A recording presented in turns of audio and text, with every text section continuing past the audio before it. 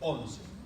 Vamos a ver juntos esta mañana lo que el Señor tiene para nosotros. Si tienen su boletín, tienen el título del mensaje, el bien de Dios y el mal del pueblo.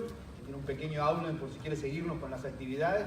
Si necesita un lápiz, levanta la mano ahí para completar, porque hoy vamos a tener bastante que completar. Así que le puede pedir a Gabriel, si Gabriel seguro le alcanza un lápiz, y si no, ahí vemos cómo hacemos. ¿Están todos conmigo ahí?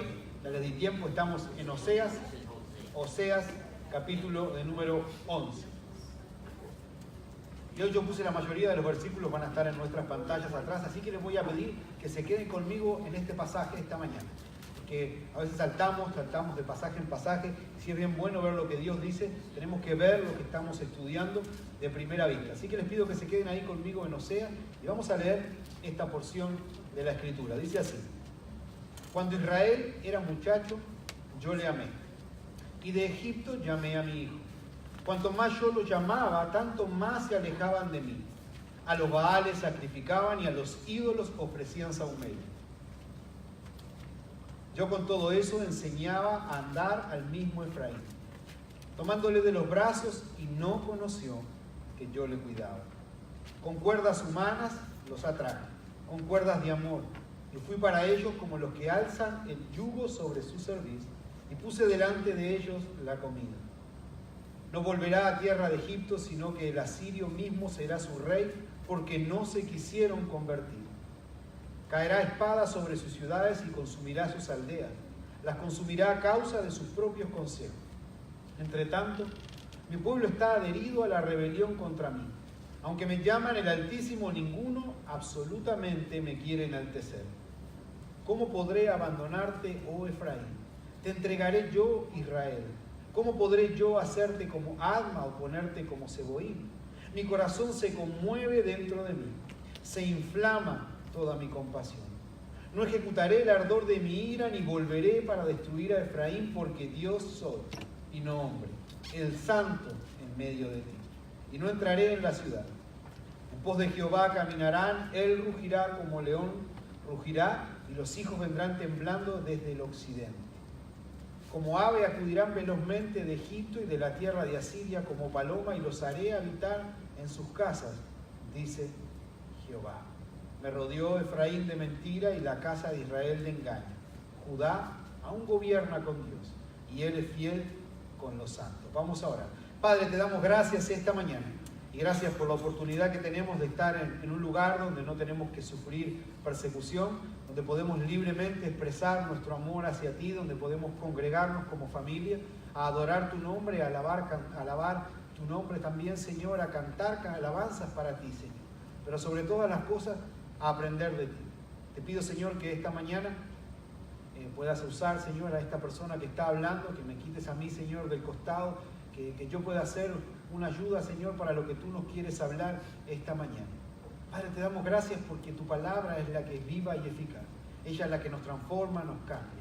Y esta mañana, Señor, cuando estemos estudiando esta porción de la Escritura, Padre, muéstranos que tu Espíritu Santo nos enseñe cuáles son las cosas que tenemos que aprender, cuáles son los principios que tenemos que aplicar y cuáles cosas seguramente tenemos que cambiar en nuestra vida para poder caminar más cerca de ti y servirte con excelencia, ser la clase de hijo que tú esperas que sea. Gracias, Señor, por este tiempo, y te pedimos todo en el nombre de Cristo Jesús, nuestro Señor. Amén.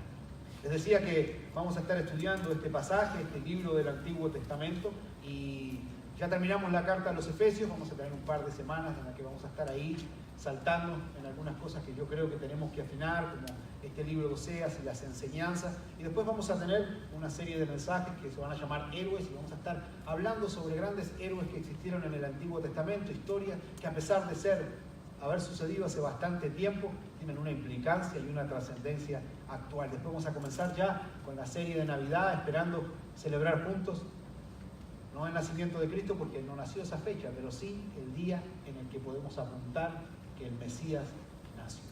Ya les hablé bastante, vamos a lo que vinimos esta mañana. Vamos a estudiar este texto, y vieron que el título del mensaje es El bien del pueblo y el mal de Dios. Este libro de Oseas es un libro particular. Oseas significa Dios, al revés es ya. Gracias.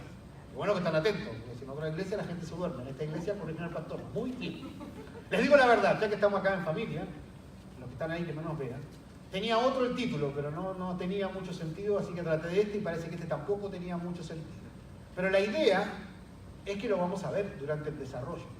Vamos a ver cómo Dios le hace bien a un pueblo y el pueblo es mal agradecido. El mensaje original o el título original que yo le había puesto era como pagando mal por bien. O sea, el bien que nos habían dado nosotros los pagábamos mal. Y está hablando de Israel, está hablando de este pueblo escogido por Dios, que Dios lo había separado. Y vamos a estar viendo un montón de historias. Pero este profeta Oseas, su nombre significa Dios es salvación. Los profetas en el Antiguo Testamento, que eran profetas de verdad, entre paréntesis, ellos anunciaban juicio. Ellos traían un mensaje de arrepentimiento. Ellos traían un mensaje de parte de Dios. Y hay tantas cosas que vamos a ver que son aplicables y que fueron aplicables para ellos y que son aplicables para nosotros en este tiempo. Y tenemos que ser muy cuidadosos. Y déjenme contarles una historia, una ilustración que leí por ahí. Dice que había un empresario que estaba muy preocupado por la producción de sus empleados. Los empleados tenían una compañía de landscaping, parece que no cortaban el pasto como deberían, y el jefe dijo, yo voy a ir a poner en orden, voy a ir de sorpresa. Entonces dice que fue de sorpresa y vio que estaban todos los empleados trabajando, pero había uno que estaba así recostado contra la pared y no estaba haciendo nada. Entonces el jefe enojado va y le dice, ¿usted está aquí por trabajo? Sí, yo estoy aquí por trabajo. ¿Y piensa hacer algo ahí con ellos? Y la persona seguía así, no, yo no voy a hacer nada con ellos, no. Pero usted está aquí por trabajo, ¿verdad? Sí, estoy aquí por trabajo. ¿Y cuánto le pagan por hacer su trabajo? A mí me dan $400 por semana. Oh. Entonces el jefe enojadísimo saca $400 y se los da a la persona así. Se va y no lo quiero ver nunca más acá en esta compañía. En eso viene el supervisor y cuando la otra persona se va caminando, el jefe le dice al supervisor, ¿conoces a esa persona? Sí, ¿quién es? Es el repartidor de la pizza. No entendieron mi chiste. Me causó tanta gracia a mí y yo que me emocioné. ¿Sabe lo que pasa? Y a lo que iba con esto. Yo que lo practiqué, los chistes no son los míos, hermano. Mis chistes son espontáneos. Pero escuche esto. La persona que hizo esto, el jefe juzgó. El jefe lo que hizo fue juzgar lo primero que vio de la persona. ¿Qué vio de la persona? Que estaba recostada. ¿Usted cree que en algún momento se arrimó a preguntarle si siquiera era un empleado de su empresa? O averiguar más. Y el punto con la historia era de que muchas veces nosotros vemos a esta gente de Israel y la juzgamos. Y decimos, ¿cómo puede ser cuando Dios hizo maravillas delante de ellos? Nosotros podemos ser o ellos podían haber sido tan ingratos con Él y se fueron adorando dioses falsos.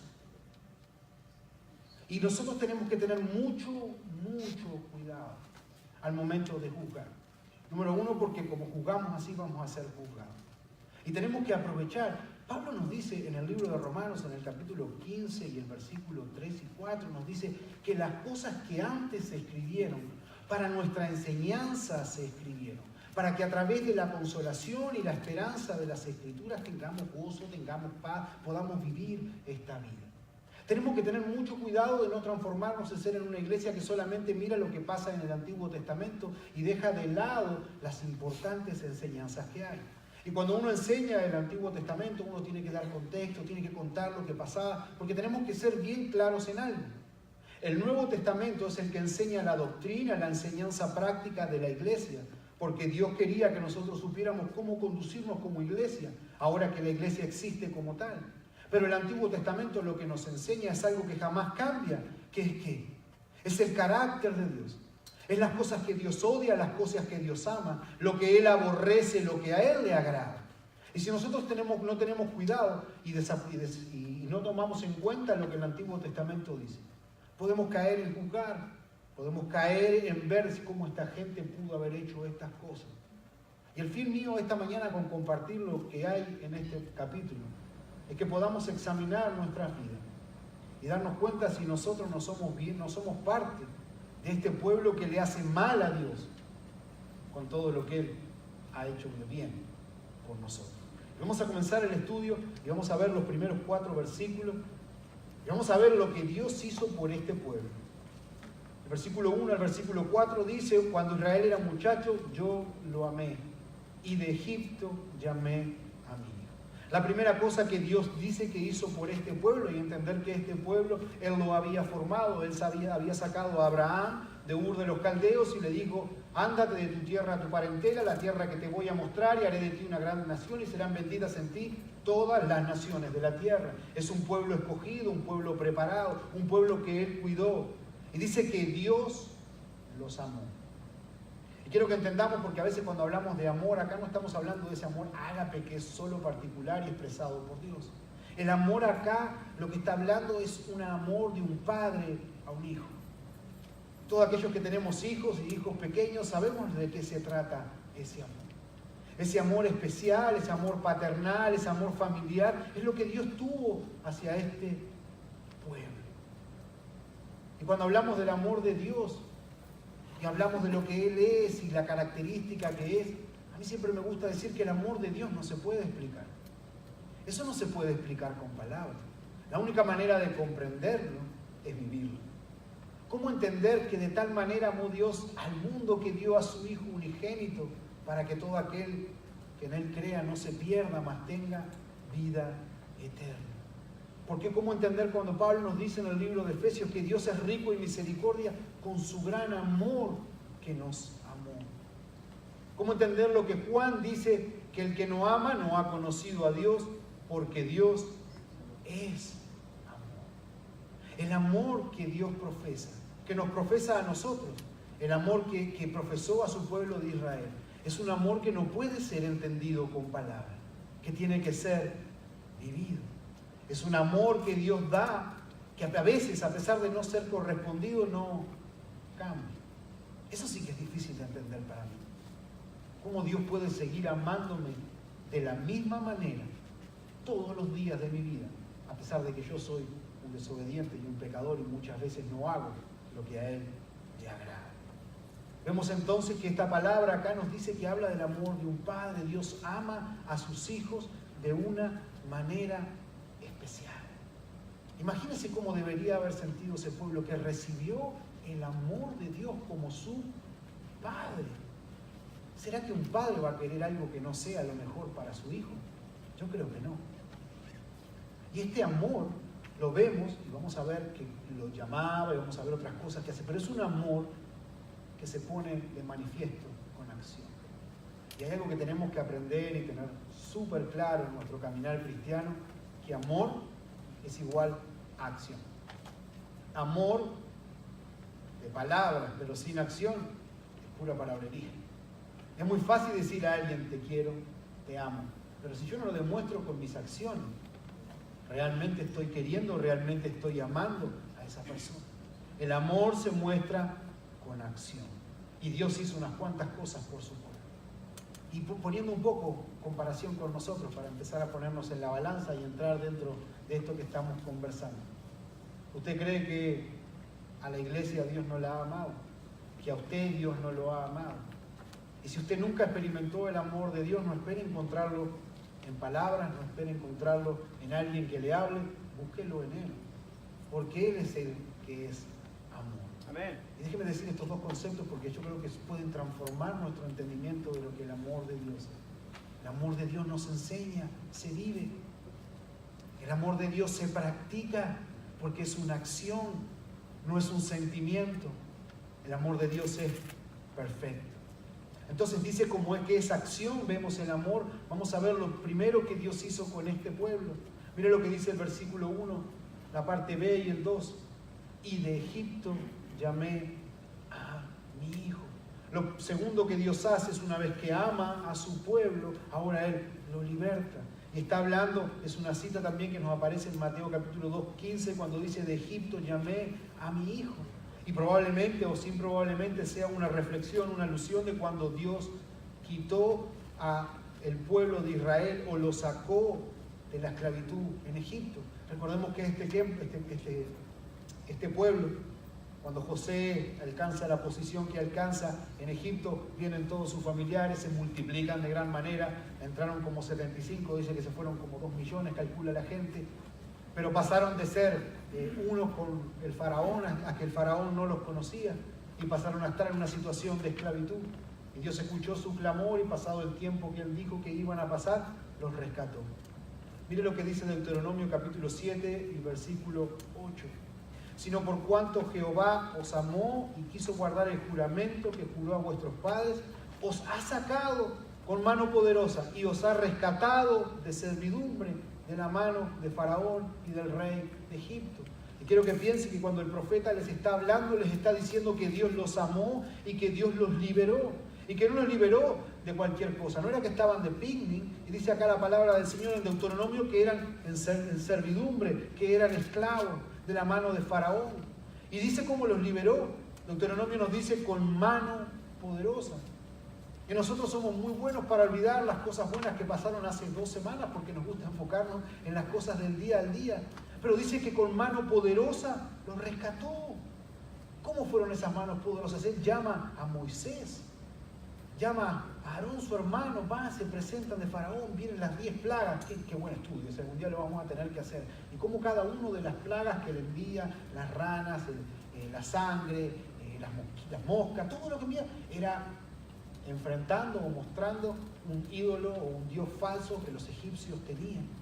Incluso con la muerte de los primogénitos, la celebración de la primera Pascua, cuando cruzan el mar rojo en seco. Y yo digo, hermano, ¿ha visto alguna vez las películas esas viejitas de cuando, creo que es Charlton Heston, que va con el coso y cruza el mar rojo y el agua se abre?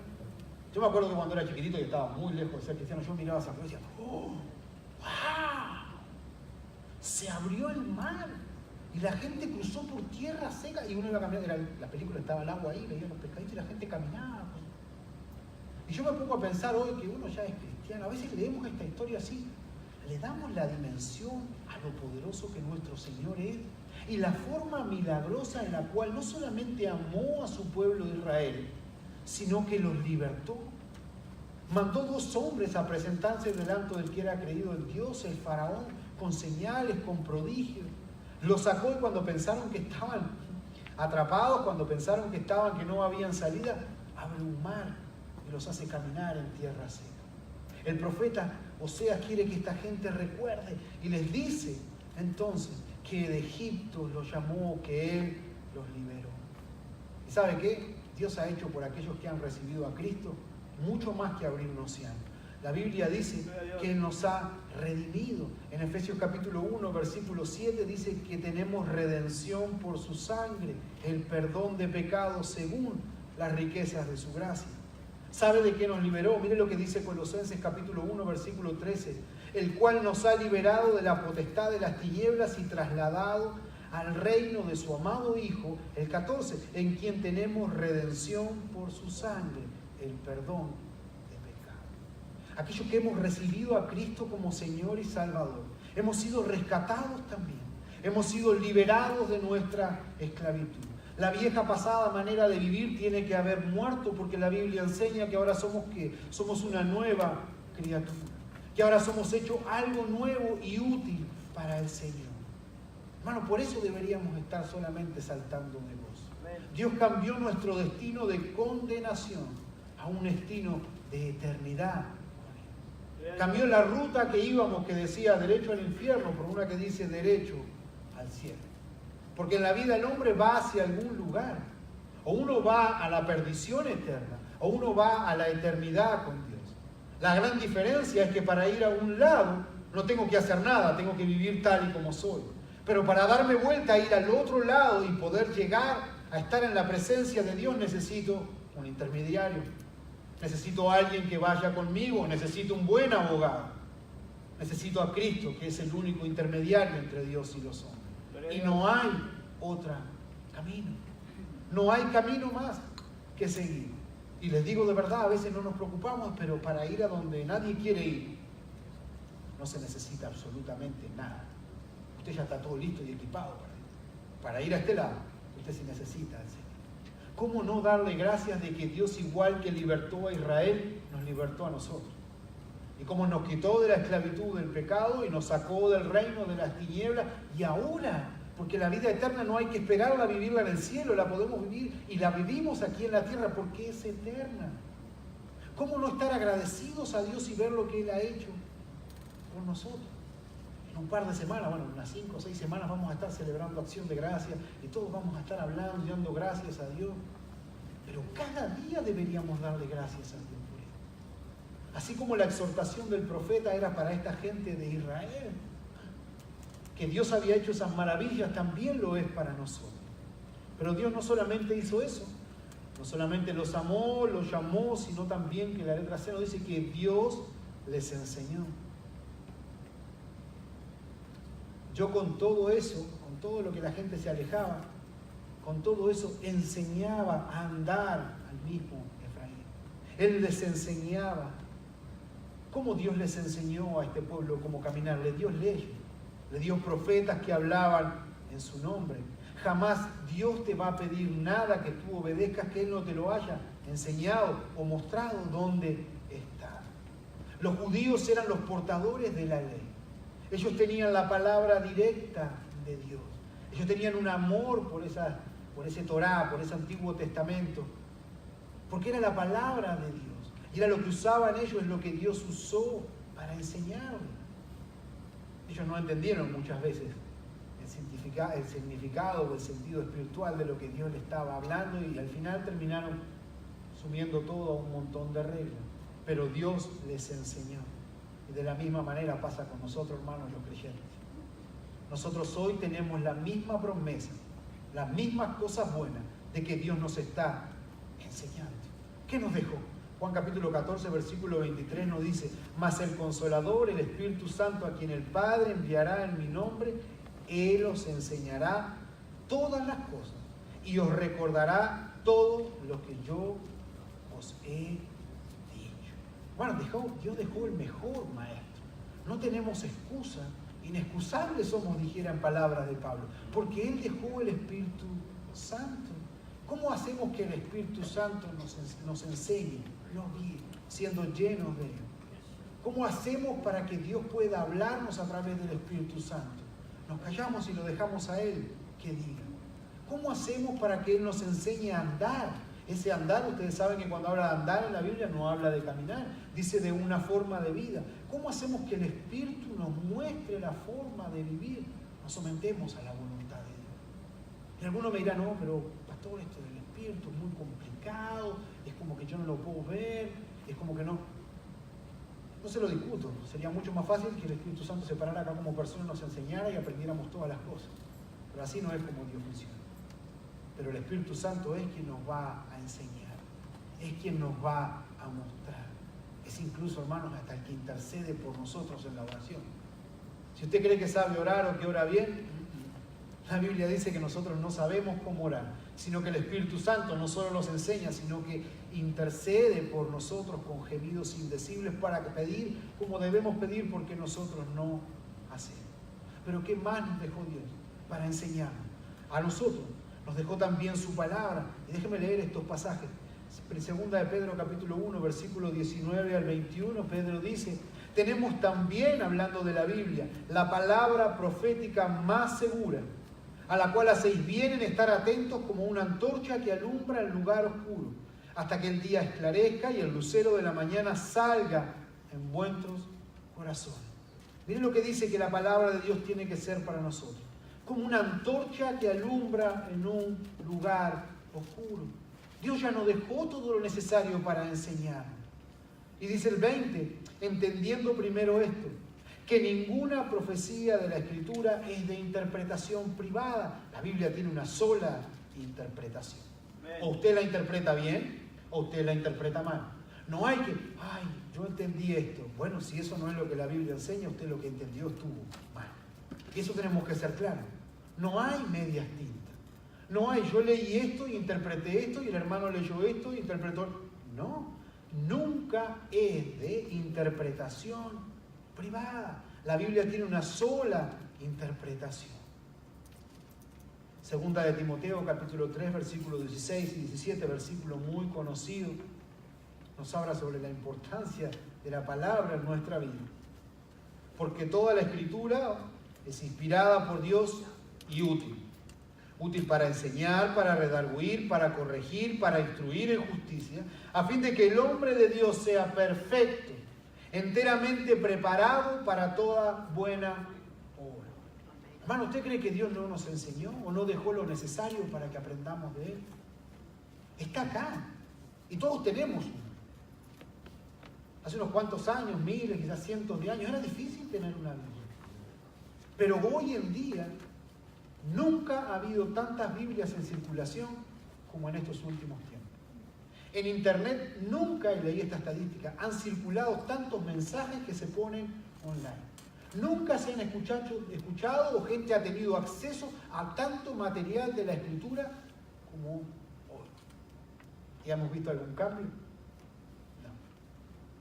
Porque no alcanza con escuchar, tenemos que estudiar la palabra del Señor.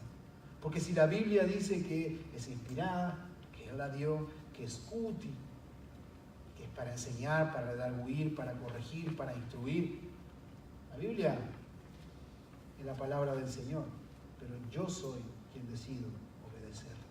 Y vemos entonces que este pueblo, hablando de las bendiciones, de lo que Dios le había dado, vio que Dios lo amó, que Dios lo llamó, lo sacó de esclavitud y que Dios les enseñó todas las cosas. Pero mire lo que dijo, versículo 4. No solamente esas tres cosas, sino que Dios también con este pueblo lo sustentó. Dice el versículo 4 que al final, y puse delante de ellos comida. Dios siempre tiene un cuidado especial, o tuvo un cuidado especial sobre su pueblo Israel. Probablemente esto haga alusión o referencia al hecho de que cuando estuvieron 40 años en el desierto no se murieron de hambre. Me gustaría hablar con el Señor, porque dice que tenían las sandalias incluso, que caminaban y las usaban y nunca se le envejecían. Me gustaría saber si el Señor me pasa la receta para dársela a mis niños, porque las mías duran 1 semana y media y la rompen. O los zapatos. Pero dice que caminaban 40. ¿Ustedes se imaginan el tiempo hoy en el desierto y no estaban caminando en una calle? Y no se envejecían sus ropas.